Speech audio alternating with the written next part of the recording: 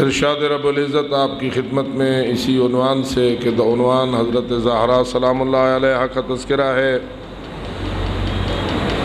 تلاوت کرنے کے شرف حاصل ہوتا ہے۔ قرآن مجید کی 114 صورتوں میں سے سب سے مختصر ترین صورت میں وزنی ترین بیان کو ارشاد فرماتے ہوئے رب العزت فرماتا ہے، اے میرے پاک حبیب، ہمارا تجھ پہ یہ احسان ہے کہ ہم نے تجھے کوثر بطور عطیہ دے دیا ہے، اور جب بھی ہم کسی کو یہ عطیہ دیتے ہیں تو ہم چاہتے ہیں کہ وہ ہمارا شکریہ ادا کرے۔ اس لیے اے میرے حبیب، آپ بھی کوثر کو لے کر فَصَلِّ لِرَبِّكَ وَانْحَرْ، اپنے رب کی نماز ادا کیا کیجئے اور اس راستے میں قربانی دیا کیجئے۔ اِنَّ شَانِئَكَ هُوَ الْأَبْتَرُ، اس کوثر کے عطیے کی تاثیر اور اس عطائے کوثر کا ثمرہ یہ ہوگا کہ آپ کو ابتر کہنے والے دشمن خود ابتر ہو جائیں گے۔ بآواز بلند صلوات۔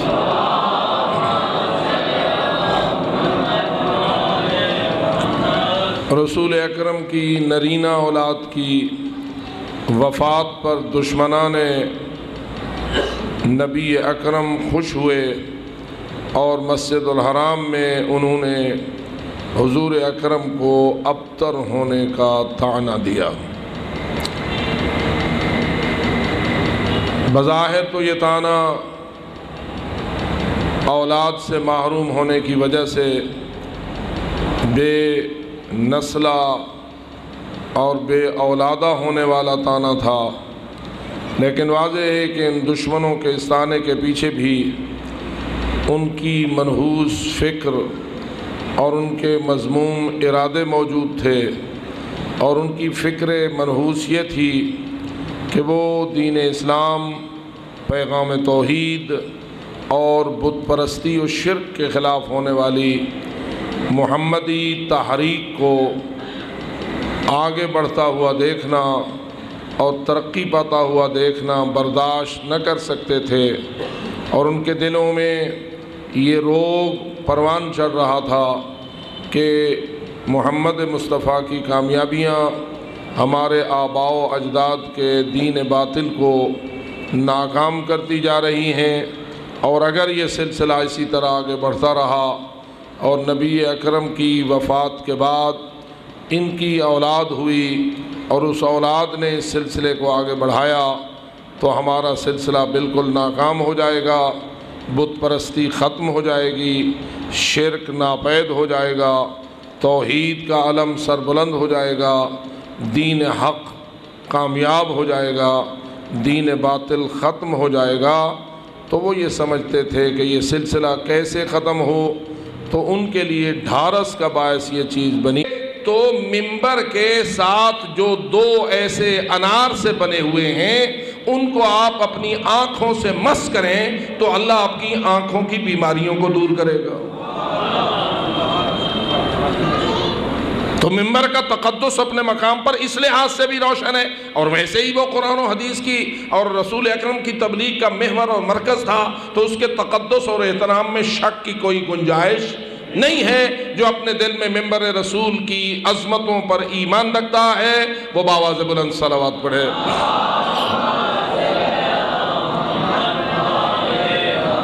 لیکن جو بات میں آپ کو عرض کرنے کے لیے یہ ساری تمہید باندھ رہا تھا وہ یہ کہ کیا رسول اکرم کی وفات حسرت آیات کے بعد یہ منبر کسی شیطان کے قبضے میں آیا ہے یا نہیں آیا؟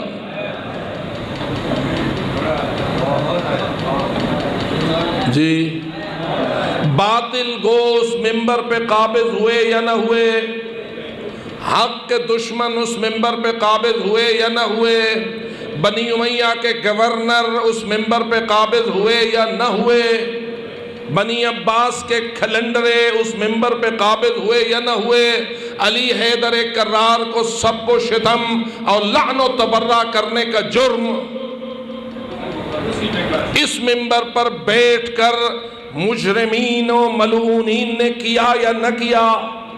80 سال کے قریب وہ عرصہ جس میں امیر المومنین حیدر کرار کو سب و شتم اور لعن و تبرہ خطبہ نماز جمعہ میں کیا جاتا تھا، کیا اس مسجد پہ خطیب جمعہ یہ جرم کرتے رہے یا نہ کرتے رہے؟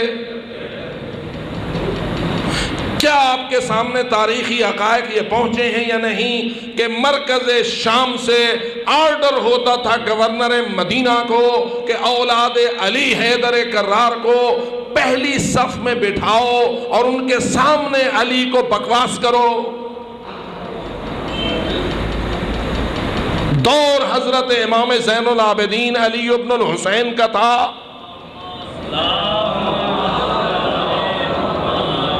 اسی منبر پر بیٹھ کر لوگ علی ابن ابی طالب جیسی بے مثل و بے مثال علی ہستی کو بکواس کرتے تھے، منبر یہی استعمال ہوتا تھا۔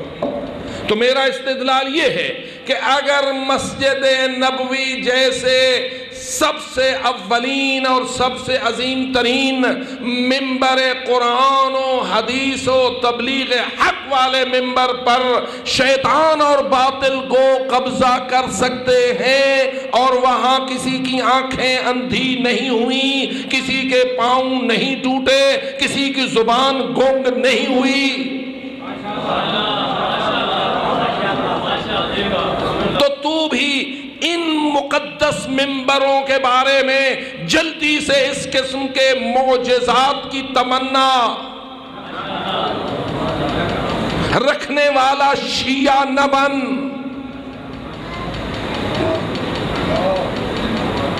اور باطل گوں کی اس قسم کی گفتگو سے اپنے قلب کو گمراہی کی اندھیروں میں مت لے جا، اس لیے کہ یہ سارے حربے اور یہ سارے طریقے ان لوگوں کے ہیں کہ جو اس قسم کے غلافوں میں اپنے باطل کو لپیٹ کر تجھے گمراہ کرنے کے لیے اپنے عمل کو انجام دیتے ہیں۔ عقل مند و دانا و حکیم تجھے ہونا چاہیے۔ اسی لیے امیر المومنین علی ابن ابی طالب نے فرمایا اعرف الحق تعرف اہلہ، پہلے حق کو پہچان تو تجھے اہل حق کی پہچان حاصل ہو۔ نعرہ تکبیر، اللہ اکبر، نعرہ رسالہ، یا رسول اللہ، نعرہ حیدری، اعرف الحق تعرف اہلہ۔ علی فرماتے ہیں اگر اہل حق کو پہچاننا چاہتا ہے تو پہلے کیا کر؟ حق کو پہچان۔ تجھے معلوم ہونا چاہیے کہ حق کیا ہے اور باطل کیا ہے، پھر معیار حق پر لوگوں کو پرکھ، جو معیار حق پہ پورا اترتا نظر آئے اس کو اہل حق سمجھ لے، اور جو معیار حق پہ پورا اترتا نظر نہ آئے اس کو اہل باطل سمجھ لے۔ یہ نہیں ہے کہ پہلے شخصیت پرستی کا شکار ہو جا، ایک بندے کو پہلے تو اہل حق سمجھ لے اور سمجھ لے کہ جو کچھ وہ کہہ رہا ہے وہ سارا حق ہے۔ نہیں نہیں، بندوں کے ذریعے حق تک مت پہنچ، حق کے ذریعے اہل حق تک پہنچ۔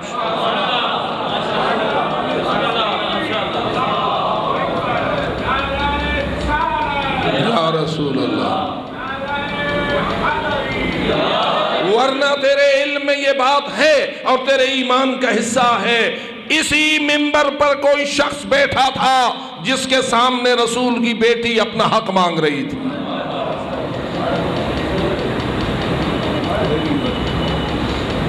اور سیدت نساء العالمین اس کو پکار کے کہہ رہی تھی ترسو اباک ولا ارسو ابی، تو اپنے باپ کا وارث ہوگا، میں اپنے باپ کی وارث نہیں ہوں۔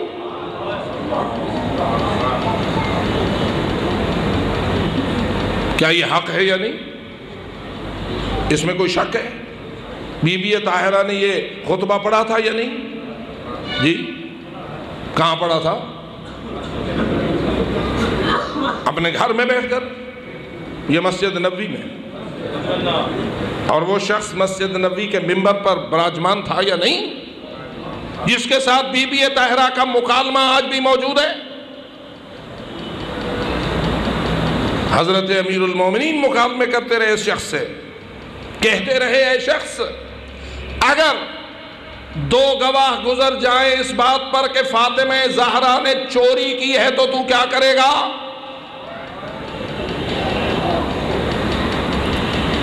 بات سمجھ آ رہی ہے؟ دو گواہ اس امر کی گواہی دے دیں کہ فاطمہ زہرا دختر رسول نے چوری کی ہے تو تو کیا کرے گا؟ یہ کون پوچھ رہے ہیں؟ مولا علی، اس شخص سے جو ممبر پہ بیٹھتا ہے۔ تو وہ جواب میں کہتا ہے ہاں، جب دو گواہ گزر جائیں گے تو میں وہ حد قرآنی جاری کر دوں گا جو قرآن نے چور کے لیے بیان کی ہے۔ اور آپ جانتے ہیں کہ قرآن نے جو حد شرعی بیان کی ہے وہ کیا ہے؟ السارق والسارقۃ فاقطعوا ایدیہما، چور مرد ہو یا چور عورت، کیا کرو؟ ہاتھ کاٹ دو۔ تو اس نے گویا یہی کہنا چاہا کہ قرآن نے جو ہاتھ کاٹنے والی حد بیان کی ہے، اگر دو گواہ گزر گئے تو میں فاطمہ زہرا پہ یہ حد جاری کر دوں گا۔ اس وقت امیر المومنین علی ابن ابی طالب نے کہا جب تو ایسا کرے گا تو اسلام سے نکل جائے گا۔ تو جو ہے جب تو ایسا کرے گا تو دین سے خارج ہو جائے گا۔ وہ کہنے لگا کیسے میں دین سے خارج ہو جاؤں گا؟ میں نے تو قرآنی دستور کے مطابق فیصلہ کیا ہے، دو گواہوں کے گزرنے کے بعد میں نے حد شرعی کے جاری ہونے کا حکم جاری کیا ہے۔ تو جواب میں علی بولے 2 ارب بدوؤں کی گواہی کو قبول کرو گے، رب العزت کی گواہی کو رد کرو گے؟ وہ بولا کہ رب العزت کی گواہی کو کیسے رد کروں گا؟ تو جواب علی آیا کیا میرے رب نے یہ گواہی نہیں دی انما یرید اللہ لیذھب عنکم الرجس اہل البیت ویطہرکم تطہیرا؟ تم اہل البیت کے متعلق اللہ نے یہ ارادہ فرما رکھا ہے کہ تم سے ہر رزق کے ہر قسم کے رزق کو دور رکھے اور تمہیں ایسا پاک رکھے جو پاک رکھنے کا حق ہے۔ اللہ کہتا ہے میں نے ہر گناہ سے پاک رکھا ہے، اور 2 گواہ کہتے ہیں فاطمہ نے گناہ کیا ہے، اللہ کی گواہی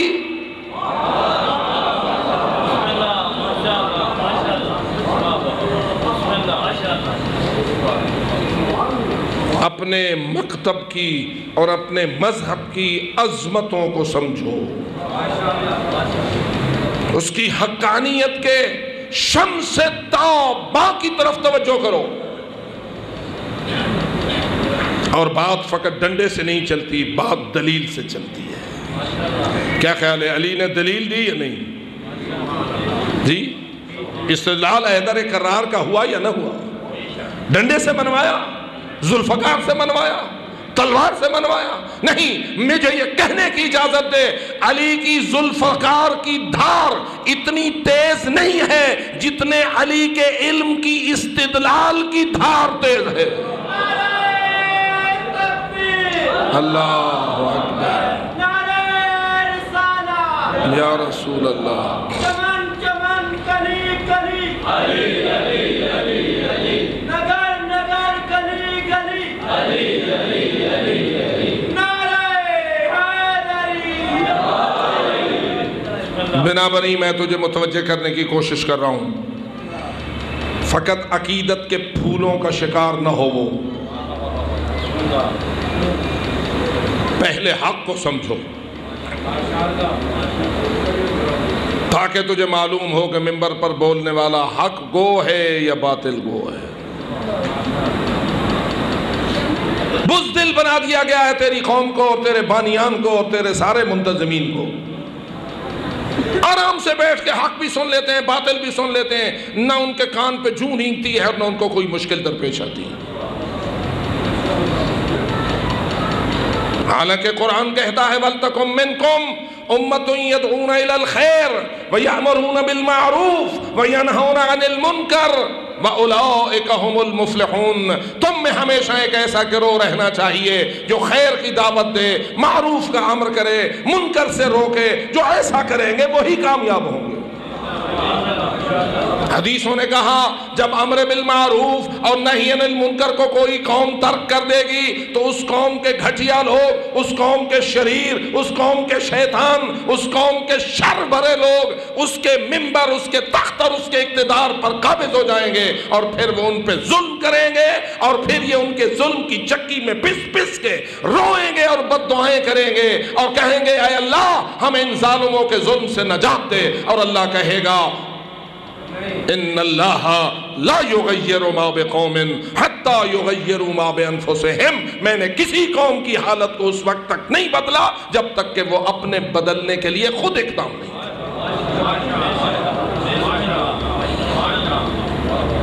چیخ رہی ہے شیعہ قوم پاکستان اس وقت، ہم کس مصیبت میں پھنس گئے ہیں، ہمارے ساتھ کیا ہو رہا ہے، کوئی کیا بولی بولتا ہے اور کوئی کیا بولی بولتا ہے، اس مجلس میں جاتے ہیں تو کچھ کہا جا رہا ہے، اس مسجد میں جاتے ہیں تو کچھ کہا جا رہا ہے، اس مولوی کے پاس جاتے ہیں وہ کچھ اور کہہ رہا ہے، اس عالم کے پاس جاتے ہیں تو وہ کچھ اور کہہ رہا ہے، اور آپس میں گفتگویں ٹکرا رہی ہیں اور ہم پریشان ہیں۔ تمہاری پریشانی ختم نہ ہوگی جب تک کہ اپنی حالت کو خود بدلنے کے لیے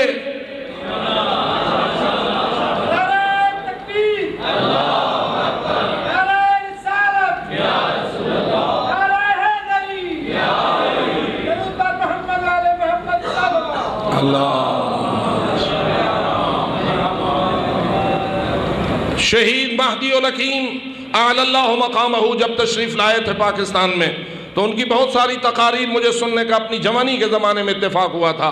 انہوں نے ایک تقریر کرتے ہوئے ملتان کی ایک مسجد میں کہا تھا لوگو سنو، اللہ فرماتا ہے، رسول ایک حدیث ہے کہ میری امت مسلمہ ایسے ہی ہے جیسے کہ ایک کشتی پہ سوار کاروان۔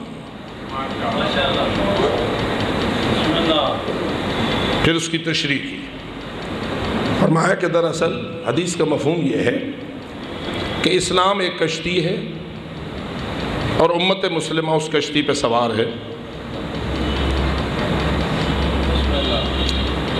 اسلام کی کشتی جن تختوں سے بنائی گئی ہے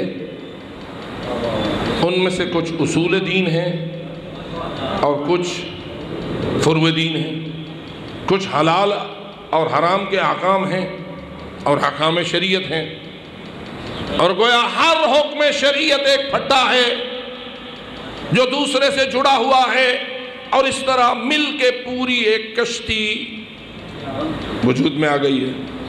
گل سمجھے نے پہ تو کوئی بندہ یہ نہیں سمجھ گیا جب بڑھ گئے پھٹے۔ تشبیہات، ان الحسین مصباح الہدا وسفینۃ النجاہ، حدیث ہے کہ حسین ہدایت کا چراغ ہے اور نجات کی کشتی ہے۔ مراد کیا ہے کہ لوگوں آئے گا زمانہ جب تمہیں گمراہی کے طوفان تھپیڑے ماریں گے، دائیں سے ایک گمراہ کے تھپڑ مارے گا، بائیں سے ایک گمراہ کے تھپڑ مارے گا، آگے پیچھے سے گمراہ ہم تمہارے اوپر حملہ آور ہوں گے، سامنے آگے پیچھے اوپر نیچے ہر طرف سے گمراہی کا طوفان تمہارے اوپر حملہ آور ہوگا۔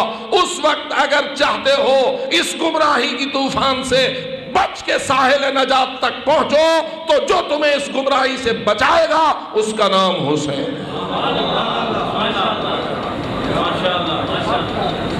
حسینیت گمراہی کے طوفان میں بچانے کی ضامن ہے۔ مجھے مجبوری یہ کہتی ہے کہ ہمارے بہت سارے تعلیم یافتہ حضرات بھی تشبیہات اور استعاروں کی زبان سے نابلد ہوتے چلے جا رہے ہیں۔ جب بھی کبھی کوئی تشبیہ اور استعارے کی زبان بولی جاتی ہے تو وہ اسے حقیقت کا معنی پہنا کر علماء کے خلاف بکواسیں اور زبان درازیاں شروع کر دیتے ہیں۔ ہرگز ایسا مت کر۔ اگر تو تشبیہات اور استعاروں کی زبان کو نہیں سمجھے گا تو علی کو اسد اللہ کہنا حرام ہو جائے گا۔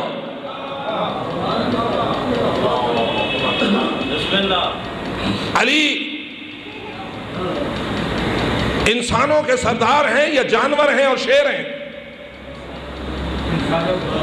اور کون نہیں کہتا ہے کہ علی شیر خدا ہے؟ جو علی کو شیر خدا مانتا ہے نعرہ حیدری یا علی۔ شیر کون ہوتا ہے؟ اگر تو استعارے اور تشبیہ کی زبان کو چھوڑ دے تو پھر تجھے کیا بات سمجھ آئے گی؟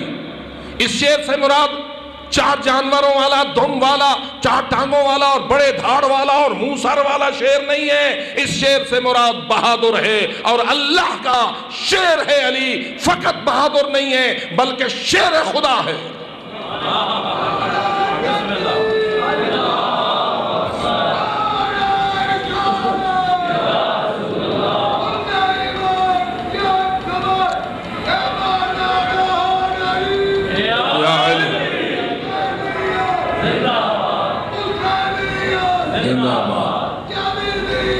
مرد آباد، مرد آباد.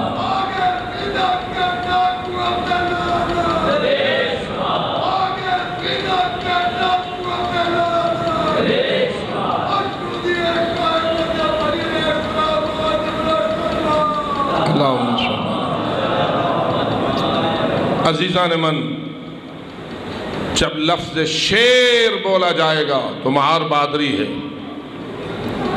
اور جب شیر خدا بولا جائے گا تو اس کا مفہوم کیا ہے؟ علی تنہا شیر نہیں، شیر خدا ہے. کیا مراد ہے اس سے؟ مفہوم کیا ہے؟ مفہوم یہ ہے کہ علی ایسی شجاع ترین ہستی ہے کہ جس نے اپنی شجاعت و بہادری کو وقف کر دیا ہے اللہ کے لیے. بہادر ہونا اور ہے، اپنی بہادری کو رب کریم کے لیے وقف کر دینا اور ہے. اب علی کبھی بھی اپنی بہادری کو مرضی خدا سے ہٹ کر استعمال کی کوئی گنجائش نہیں رکھتا. حتیٰ کہ اگر کفر کل کے سینے پہ سوار ہوتا ہے جنگ خندق میں، اور وہ اپنا لعاب دہن علی کے چہرے پہ پھینکتا ہے، اور علی دیکھتا ہے کہ اس کے اس حرکت کی وجہ سے میری ذاتی توہین ہوئی ہے اور اس کے غصے میں اضافہ ہوا ہے، تو علی اس کفر کل کے سینے سے بھی کود کر ایک طرف چلا جاتا ہے، اور تھوڑی دیر بعد پھر واپس پلٹ کے اس کے سر کو گردن سے جدا کرتا ہے. پوچھا جاتا ہے یا علی چڑھ گئے تھے سینے پر تو ہٹ کیوں گئے؟ کہا اس لیے کہ اس نے حرکت کی تھی، میرا ذاتی غصہ اوج میں آیا تھا، میں نے تلوار کو روک لیا تاکہ میرا اس خبیث کو قتل کرنا میرے لیے نہ ہو، میرے اللہ کے لیے ہو.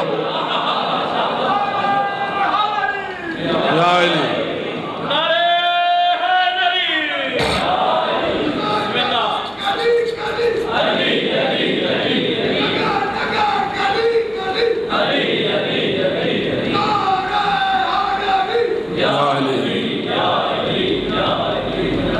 عزیزان من، تشبیہات اور استعاروں کی زبان کو سمجھنے کے لیے مومنین کو محنت کرنا چاہیے، اس لیے کہ رسول اکرم نے اور قرآن نے اس زبان کو استعمال کیا ہے، اور ائمہ خدا نے بھی اس زبان کو استعمال کیا ہے. ہر وقت حقیقت نہیں ہوتی، کہیں مجاز بھی ہوتا ہے، اور مجاز زبان کی رونق میں اضافہ کرتا ہے اور مفہوم کی قوت میں تقویت کا باعث بنتا ہے. اور چونکہ آج کل لوگ بالکل دوسرے کی مخالفت کے لیے اپنے حربے استعمال کرتے ہیں، اور ہمارے سادہ لوگ ان حربوں کے پیچھے چل پڑتے ہیں. اس لیے میری آپ سے اپیل ہے کہ کسی کے حربے کا شکار نہ ہو جائے، اور حق کو حق اور باطل کو باطل سمجھنے کے لیے اپنے آپ کو آمادہ کیجیے. اس لیے میں عرض کر رہا ہوں کہ دین اسلام ایک کشتی ہے، اور امت مسلمہ اس کشتی پر سوار ہے، اور گویا یہ کشتی ایک سمندر یا دریا میں تیر رہی ہے.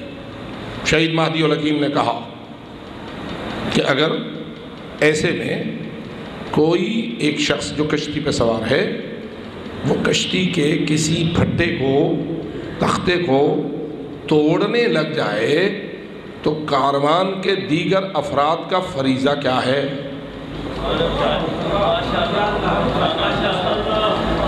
سارے عقل مند و دانا بیٹھے ہو، کیا کرو گے؟ وہ کہے گا میں اپنی جگہ پہ سوراخ کر رہا ہوں، تم کون ہو مجھے روکنے والے؟ میں نے کرایہ دیا ہوا ہے، میں نے یہ کیا ہوا ہے، میں نے وہ کیا ہوا ہے. وہ جتنی بھی دلیلیں دے اور جتنے بھی چکر چلانے کی کوشش کرے اور اپنا یہ حق جتلانے کی کوشش کرے کہ مجھے اس پھٹے کو سوراخ کرنے کا حق حاصل ہے، تو آپ کیا کریں گے؟ اس کو روکیں گے یا نہیں روکیں گے؟ اگر روکیں گے تو فائدہ کیا ہوگا، نہ روکیں گے تو نقصان کیا ہوگا؟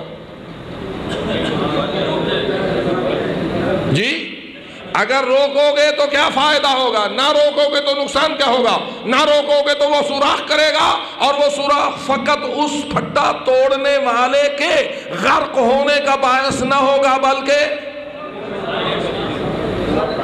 پورے کاروان کی تباہی کا باعث بنے گا۔ اور اگر روک لو گے تو اس کو بھی بچا لو گے اور پورے کاروان کو بھی بچا لو گے۔ بس اسلام ہے ہر پھٹے کا نام، وہاں کہیں کوئی نماز کا پھٹا ہے اور کہیں روزے کا، کہیں حج کا تختہ ہے اور کہیں زکوٰۃ کا، کہیں زنا سے روکنے والا ہے اور کہیں شراب سے۔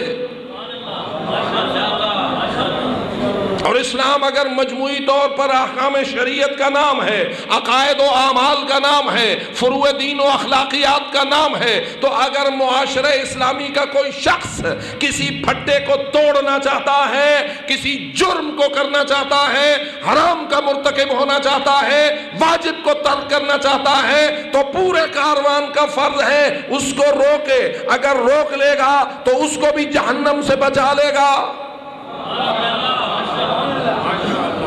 اور پورے کاروان کو بھی۔ اور اگر نہ روکیں تم ہر کہیں دی اپنی قبر سے اپنا جواب سانوں کی۔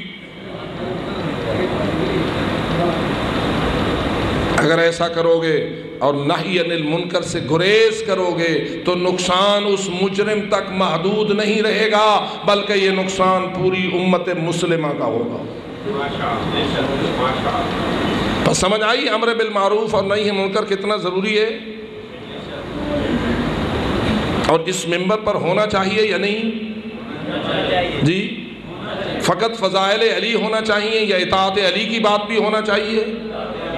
فقط محبت علی کی بات ہونا چاہیے یا تابعداری حیدر کرار کی بات بھی ہونا چاہیے؟ تیری مجلس تو کامیاب ہوتی ہے جب علی کے فضائل بیان ہوں، اور اگر علی کی تابعداری کا بیان نہ ہو تو اس کامیابی کا فائدہ کیا؟ یہ تبدیلیاں تم نے خود لانا ہے۔ جو دکاندار کسب معاش کے لیے نکلے ہوئے ہیں ان سے مت توقع کر کے وہ تیری ہدایت کے لیے اقدام کریں گے۔